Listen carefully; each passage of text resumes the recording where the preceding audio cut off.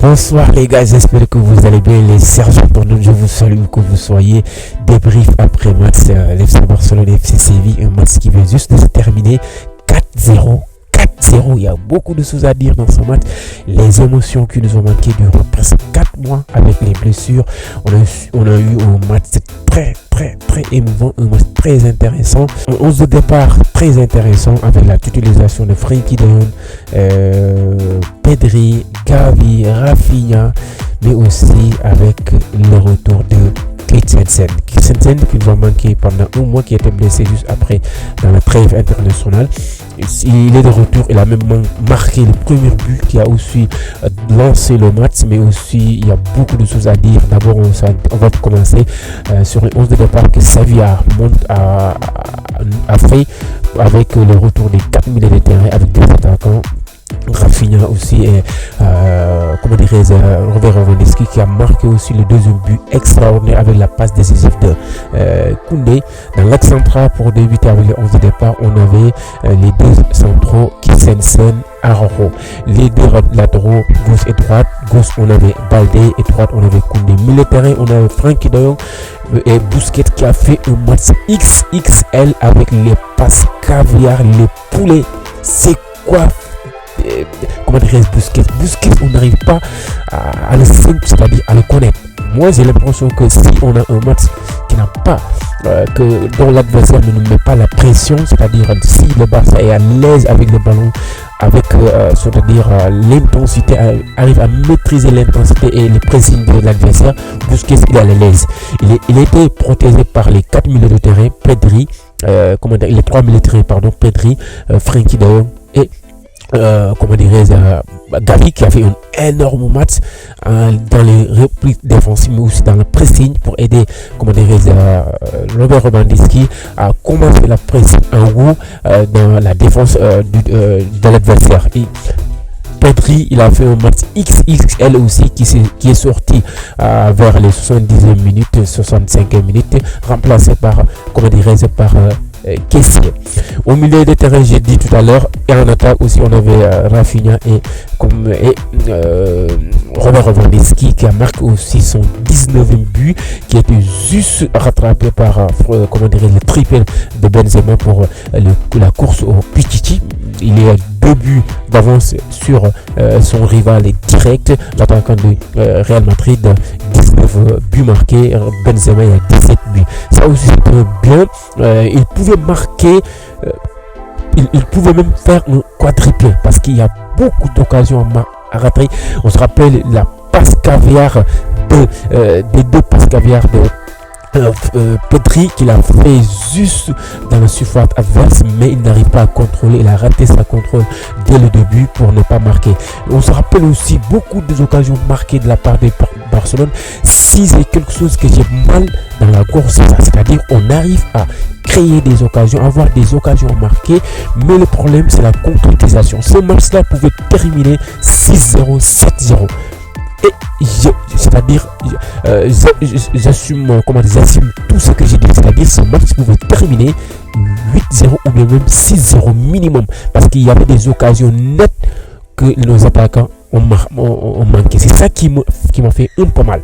Le début de match c'était extraordinaire.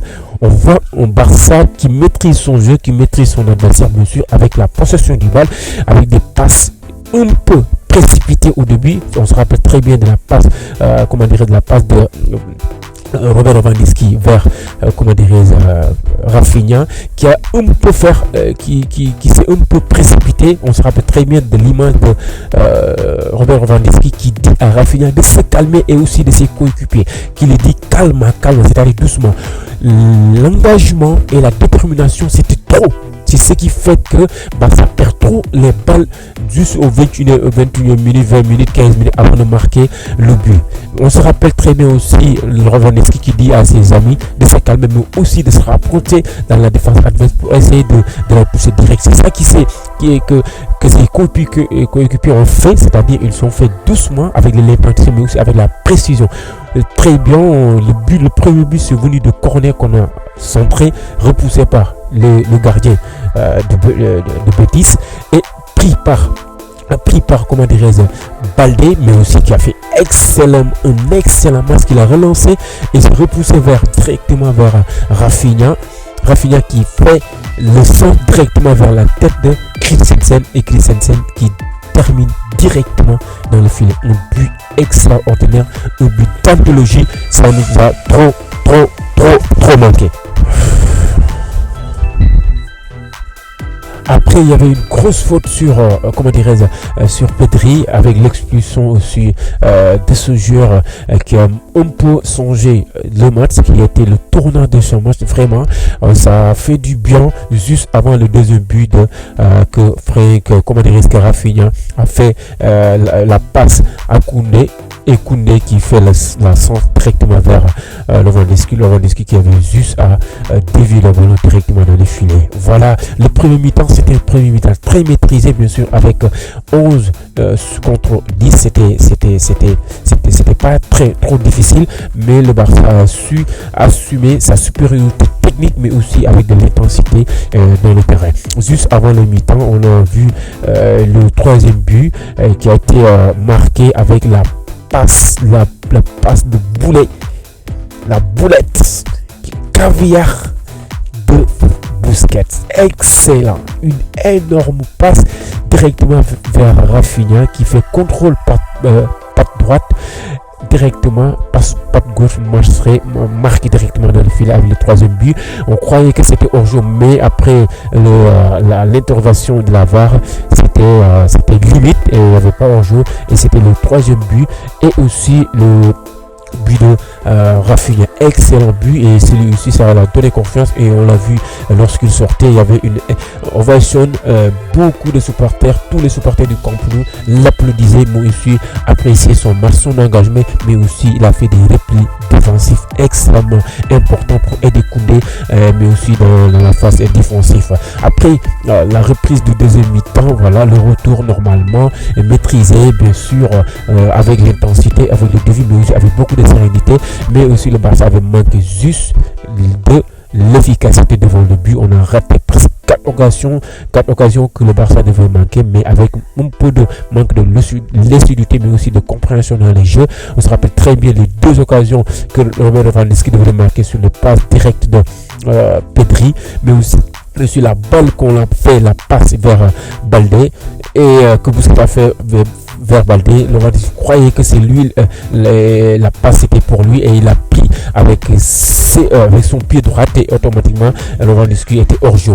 Et direct, ce qui a terminé le match aussi, qui nous a fait du bien, c'est le retour de Ansu Fati qui a fait une entrée extrêmement importante, mais aussi qui a provoqué au but. C'est pour le 4e but. Rentrée de Ousmane Dembélé qui a fait du bien aussi, qui nous a manqué après 4 mois depuis début de février, qui a manqué beaucoup de matchs importants, mais son retour c'était très important parce ça nous a manqué d'avoir un joueur, bien sûr, ça nous a trop manqué.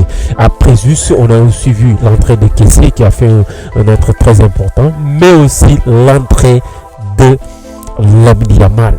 Quelle pépite, les gars, quelle pépite. Je pense qu'il faut le dire, c'est une pépite, c'est une star, c'est une crack. Quel crack qui a pris la place de Gavi. Il a failli même marquer, il pouvait même faire 2 passes décisives, mais c'est extrêmement important. Je pense qu'il faut lui donner le temps. On a vu qu'il y a quelque chose de fou devant lui, et je pense que dans sa carrière, il va marquer le Camp Nou, mais aussi il va marquer le couleur. Les gars, je vous dis, cette pépite là, il faut le protéger, mais aussi il faut le donner le temps, il faut qu'il se calme.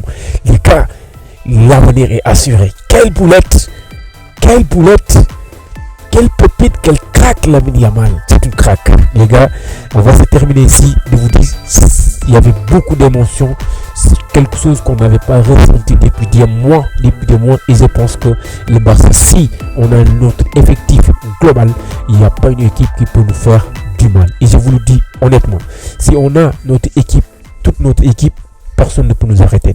Je vais arrêter ici, et je vous dis, les gars, n'hésitez pas à vous abonner et de liker pour ne pas rater aucune de nos vidéos. Allez, ciao.